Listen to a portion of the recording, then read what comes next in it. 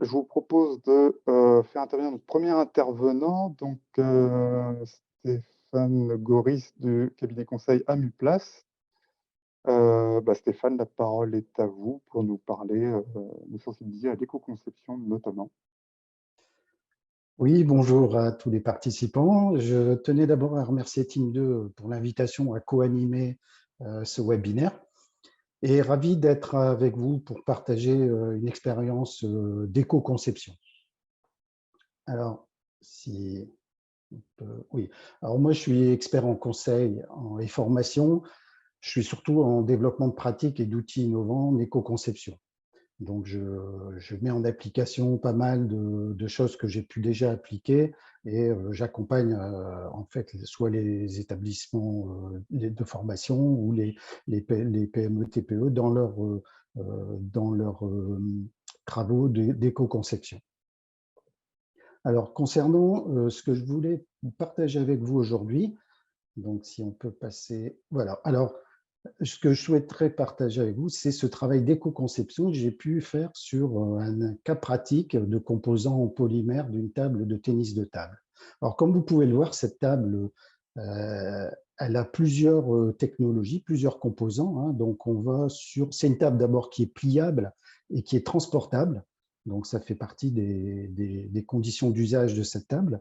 Et on voit que sur ce type de produit, on retrouve à la fois des composants métalliques, des composants plastiques, des composites et aussi un peu de textile, notamment pour le filet. Donc, dans ce type de produit, on va retrouver une bonne partie de polymères. Et donc, moi, en tant qu'ingénieur technologie des polymères et composants, je suis intervenu sur ces polymères. Alors, le travail d'éco-conception, en fait, il peut se mener à la conception du produit, mais l'exemple que je vous montre ici montre bien qu'il peut, à tout moment, on peut intervenir et revoir le produit dans une thématique d'éco-conception. Alors, sur l'image suivante, ce qu'on montre, alors ce qui est le phénomène déclencheur de ce travail, en fait, peut venir de différents signaux, des signaux qu'on retrouve dans des conditions professionnelles. Et là, le signal qui a déclenché, c'est une réunion de lancement, une réunion d'équipe projet, dans le sens le plus large, hein, puisque, comme je vous ai dit, autour de la table, là, sur l'image que je vous partage, vous avez à la fois des ingénieurs produits de la thématique du sport concerné, hein, du tennis de table, mais vous avez aussi des ingénieurs composants à la fois méthode métal, méthode plastique, de chaque métier. Et en fait, on a été réunis suite à une volonté de l'acheteur de ce type de produit qui a souhaité réduire le coût de fabrication de la table. Son objectif, en fait, c'est d'augmenter la marge sur la marge économique, hein, la marge sur la fabrication de la table, de pouvoir, sans changer le prix de vente du produit. Donc, le phénomène déclencheur, hein, c'est pour ça que l'objectif et ce qui a conduit à des travaux d'éco-conception, ça peut être aussi à la base donc une volonté de réduction économique, où là, dans cette réunion, au niveau de l'équipe projet de la table, on a partagé les réductions de coûts, on a été sensibilisé collectivement à cet objectif de réduction de coûts, hein, de 3 points au niveau de la marge, et puis aussi d'être sensibilisé sur un timing qui était lié à cette volonté d'avoir une réduction du coût de fabrication des produits de la table. Alors, ce lancement, moi, je l'ai décliné, hein, je me suis approprié ce projet et sur l'image suivante, qui concerne toujours dans cette phase lancement, hein, que la première étape, en fait, ça débouche sur toujours dans l'analyse, un atelier d'idéation. Donc, l'objectif de cet atelier idéation, ça a été en fait de mettre autour de la table, dans l'atelier, hein, bien sûr. Donc, j'ai fait cet atelier idéation dans un environnement d'atelier où j'ai identifié six personnes, hein, de cœur de métier à la fois de produits et de procédés, pour se mettre autour de la table et puis de regarder toutes les pistes, toutes les opportunités qu'on pouvait avoir de réduire le coût de la pièce et sans trop, enfin, en essayant d'éviter en fait de dégrader les caractéristiques mécaniques des pièces. Donc, sur les pièces, cet atelier idéation, je l'ai initialisé dans les pièces en polymère. Et vous pouvez voir d'ailleurs sur la table que vous avez des pièces très visibles comme les roues, mais vous avez aussi des petites pièces et très techniques qui servent à verrouiller et déverrouiller la table. Donc, il y a vraiment beaucoup de composants en matière plastique. Alors, dans cet atelier idéation, ce qu'on a fait, c'est, à travers une forme de brainstorming, on a essayé de regarder toutes les pièces qui pouvaient être.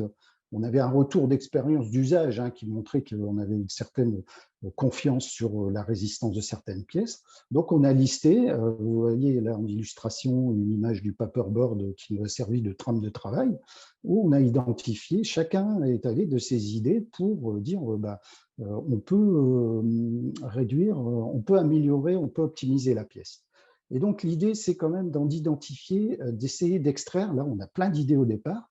À travers une petite grille de cotation, il existe différentes méthodes pour coter. Là, en l'occurrence, ce qu'on a fait, c'est on a identifié s'il y avait risque ou pas risque. C'est la première colonne. La deuxième colonne, on a identifié par des plus ou moins si, en termes de délai, on était sur des délais plutôt courts ou des longs délais, puisque en injection, notamment sur les polymères, on peut avoir des modifications d'outillage qui sont forcément dans des délais plus longs. Et puis la troisième colonne, c'est est-ce qu'en termes de coût, on pouvait s'attendre à un gain économique important ou pas important. Alors, il s'est avéré qu'en fait, à travers cette analyse, on a vu que la roue, donc la roue de la table de tennis de table, en l'occurrence, j'en ai une là, je ne sais pas si l'image peut être partagée, cette roue, elle a un volume important, donc ça permet en fait de se dire, il y a vraiment des pistes intéressantes sur cette pièce-là. Alors, vous voyez, sur cette image-là, on vous représente la roue. Alors, de l'atelier idéation, on est passé à un atelier action. Donc là, on est dans cette phase de réalisation où, à partir du moment où on va travailler sur des pistes d'amélioration, là, on en a identifié 5, mais je vais vous développer 2 principales. Les 2 principales qui concernent cette roue de table de tennis de table. On a pu identifier qu'il n'y avait eu aucun problème, retour de clients, d'usage, sur la résistance de cette roue. Donc, il s'avérait que cette roue était probablement, d'un point de vue robustesse, très robuste. Donc, on a identifié qu'on pouvait se passer de nervures qui avaient été créées à la conception, mais qui, à travers donc des essais, on s'est dit, mais on pourrait gagner en simplifiant la pièce, en supprimant une partie du réseau de nervures. Alors, vous avez une image là en haut à gauche de votre écran, de la roue avec nervure. Et donc, on a supprimé une nervure qui se situe entre le diamètre extérieur et un peu avant le diamètre extérieur. Donc ça a été une piste intéressante qu'on a pu maqueter au niveau des pièces.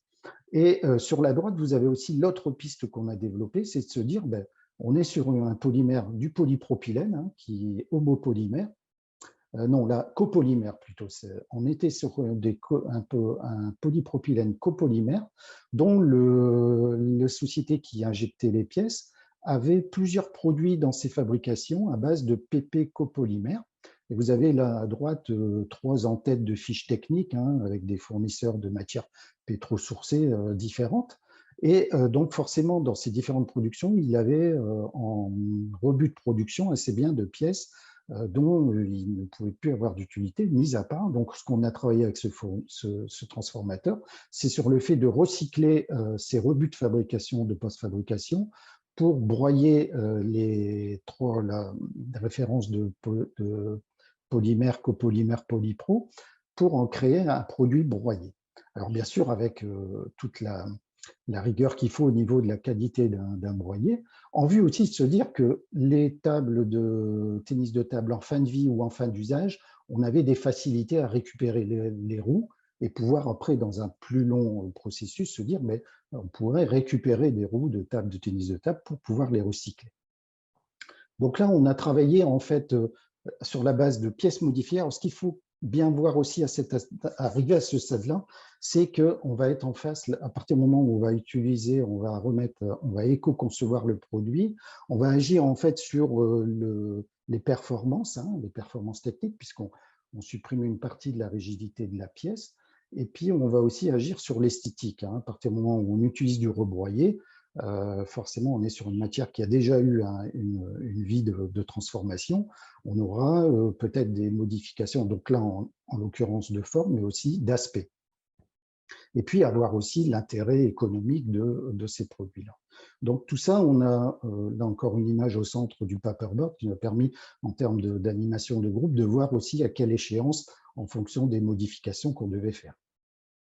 Alors, sur l'étape suivante, hein, on est toujours dans cette phase de réalisation où on a fait des roues en fait maquettées, enfin, maquettées ou assez représentatives de ce que pourrait être la roue après éco-conçue, et on les a testées. Donc, sur cette image-là, on a fait plusieurs tests, hein, dont notamment un test d'usage de la table, c'est que la table puisse résister à une descente de marche de trottoir, par exemple. Hein. Donc, vous voyez un petit peu. Donc, on a réalisé sur la base des pièces qu'on a modifiées, différents tests critiques, hein, les plus critiques, et on a fait ces tests de descente de trottoir qui s'avéraient conformes, hein, même avec la suppression de la nervure et la matière rebroyée. Mais on a aussi procédé à différents essais, dont un essai qui est l'essai d'écrasement. Alors, sur la partie droite de cette image-là, vous avez en fait les différentes courbes de l'essai d'écrasement qui ont pu être faits sur la roue. Et puis, en fait, on a été un peu, quelque part, on a appris beaucoup de ces essais-là, puisqu'il s'avère qu'en fait, avec les modifications qu'on avait pu faire, on a constaté qu'on n'avait pas vu de dégradation de la résistance à l'écrasement de la roue. En fait, et on s'est même aperçu que la ligne de recollement matière, donc en fait l'endroit où les deux fronts matière viennent se recoller, hein, ce qu'on appelle les lignes de soudure dans un procédé d'injection, elle avait une meilleure homogénéité, un meilleur recouvrement. Donc c'est pour ça que sur cette courbe à droite, vous voyez en fait les lignes bleues et vertes se poursuivre, parce que en fait, suite à l'essai d'écrasement, on n'a pas eu de rupture, mais on a eu un écrasement de la roue.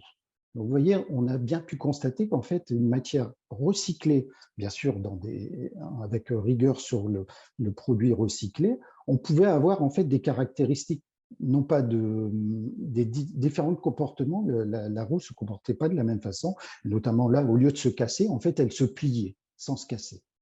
Donc, voilà un peu les enseignements qu'on a pu avoir de ce type d'expérience. Alors, si on voit l'étape suivante, en fait, qu'est-ce qui en retient de cette action d'éco-conception? On en retient vraiment plein de choses parce que, en fait, ce qu'on a pu aussi s'apercevoir, c'est pour ça que je vous l'ai mis sur cette page un peu résumée, c'est qu'en termes de temps de cycle, du fait qu'on a réduit l'engagement, la quantité de matière injectée, on a pu réduire le temps de cycle de 15 secondes. Donc, ce qui est quand même très important sur ce type de pièce, puisqu'on avait un cycle d'injection de 2 roues, hein, puisqu'un moule 2 empreintes qui était de l'ordre d'une minute. Vous voyez, on gagne 25% sur un temps de cycle, c'est très, très intéressant en termes de consommation d'énergie aussi.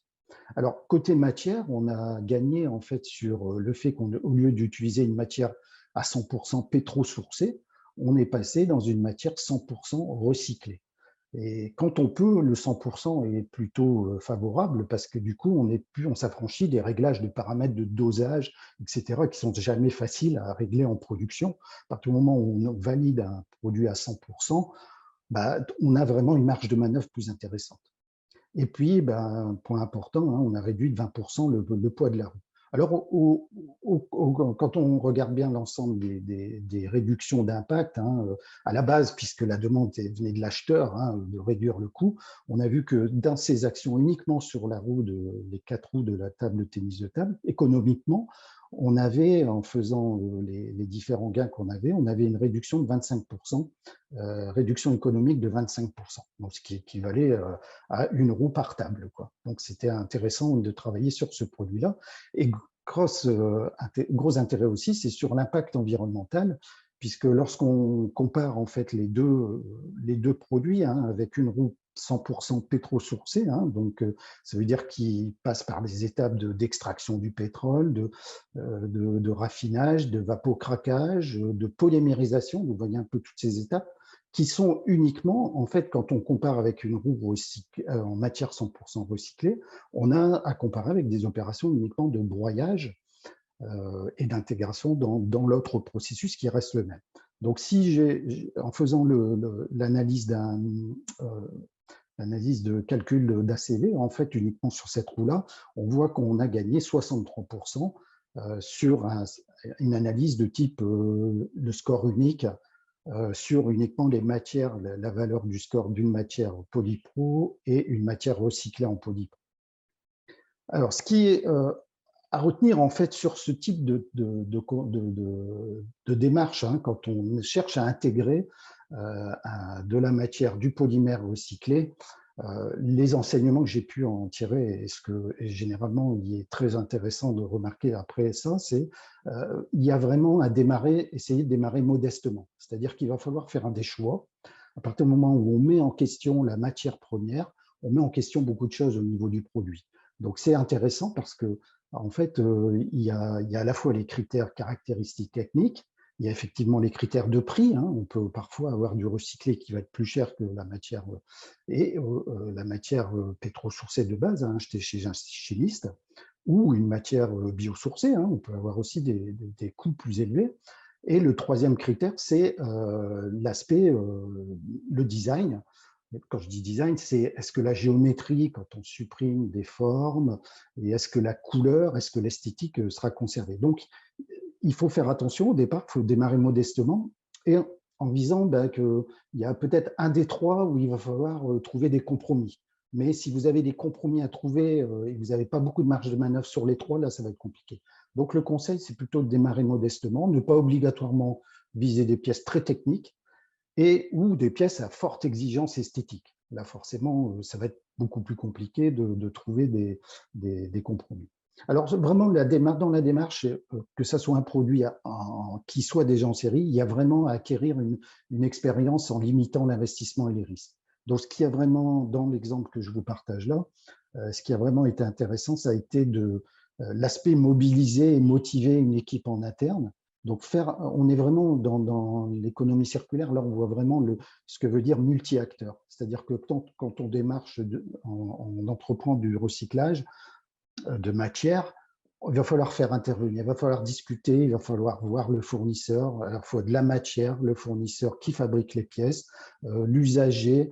Donc, il y a vraiment toute cette émulation qui est faite autour aussi de la montée en compétences, puisqu'à travers les différentes choses qu'on apprend lorsqu'on utilise du produit rebroyé, on doit le partager et quelque part, on comprend mieux aussi les interactions qu'il y a entre les différents métiers.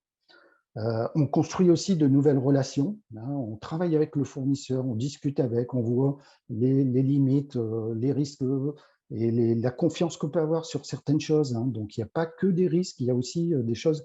Là, en l'occurrence, on a appris que, en fait, une ligne de recollement de matière injectée pouvait être meilleure avec du produit recyclé. Alors, on fédère et le gros intérêt, c'est qu'on peut fédérer autour de ce projet, communiquer, donc on apprend énormément sur des choses qu'on a testées. Et puis, démarrer modestement, on prouve la faisabilité. Donc, c'est une première marche dans une entreprise qui n'a pas encore engagé la démarche. À partir du moment où on prouve que ça marche sur un produit, bah on peut passer vraiment à l'étape au-dessus. On se construit sur des expériences de production, de produits, de matières et de procédés et de mise en œuvre. Il y a un ensemble qui se met en route et chacun monte en compétences. Donc voilà, je voulais vous partager cette expérience parce qu'elle est vraiment enrichissante et si ça peut vous montrer à travers cet exemple les démarches que vous pouvez engager au niveau de vos activités. En tout cas, je reste à votre disposition pour répondre à vos questions. Merci. Effectivement, les chutes de Polypro venaient du même atelier. En fait, il y avait un circuit puisque lorsqu'on recycle la matière, il faut vraiment s'affranchir des pollutions qui peuvent être de l'huile ou de l'eau, par exemple. Et donc, j'avais effectivement, dans la démarche de mettre en place ce recyclage, j'avais vu le fournisseur, j'étais allé chez le fournisseur pour bien identifier que son recyclé provenait vraiment d'un circuit bien identifié et que les caractéristiques de la matière étaient conservées. C'est-à-dire que ce n'était pas d'une matière qui avait, par exemple, été trop chauffée en dehors de ses limites, donc perdu des propriétés. Alors, je pense que justement, la question est intéressante puisqu'on retrouve le polypro étant une matière fortement utilisée, hein, notamment dans des salons de jardin ou autres. On peut retrouver en fait ce type de recyclage dans d'autres domaines, du moment qu'on vérifie effectivement l'origine du Polypro et qu'on ait des fiches techniques des matières. Autre question, pour repréciser que le gain environnemental est bien sur les roues et pas sur la table dans son ensemble. Oui, là, effectivement, pour ce cas-là, j'ai fait une comparaison uniquement des roues. D'accord. Et justement, le parallèle, enfin, le ratio, le gain, l'impact des 4 roues par rapport à l'impact global de la table, est-ce que ça a été évalué? Non, là, j'ai pas eu les retours. Comme vous avez pu voir, cette application, elle date maintenant de 2018. Donc, il n'y a pas eu le gain environnemental qui a été fait sur l'ensemble de la table.